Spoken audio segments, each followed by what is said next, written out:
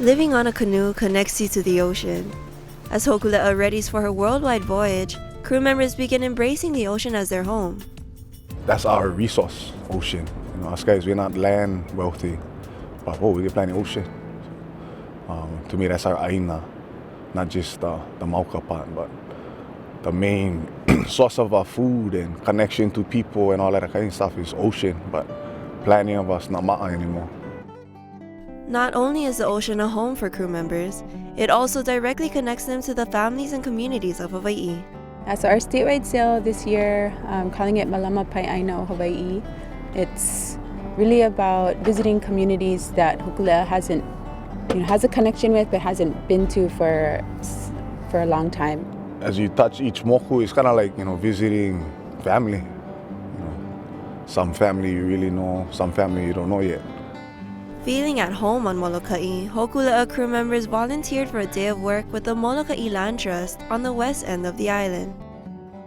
These lands range from Ilio Point all the way to the Nature Conservancy's Mo'omomi Preserve, comprising about 5 miles of shoreline. Our organization's goal is to set aside and preserve these lands, do the restoration work necessary, and in the process preserve the cultural values and traditions and the resources.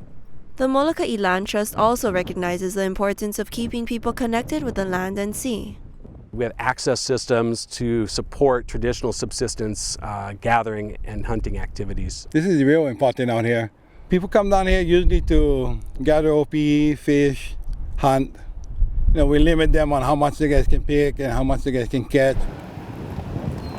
At Verbicina, this guy comes out. Today we're very fortunate to have the crew from the Hokule here helping us out at Mokio with our weed control efforts. They're both working with the kiawe removal as well as the herbaceous weed removal. Basically just took out whatever invasive plants we could get out of there just to re-veg the area with native plants. This is a multi-year ongoing project to restore about a 60-acre dune ecosystem out here. So as part of this restoration, we remove invasive species, we encourage passive restoration of the native species as well as active planting of native species.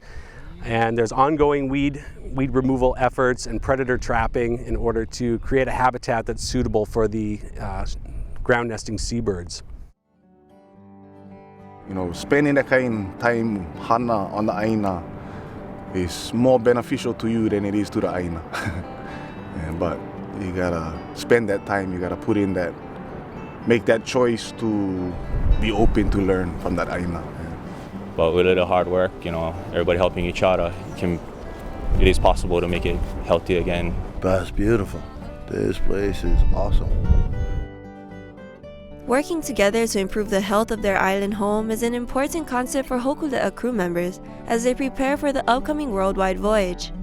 You can sail on a canoe for however long you can last on that canoe, but you always got to have some place to go. You kind of just live in the middle of the ocean. You kind of just take off and leave everything in shambles.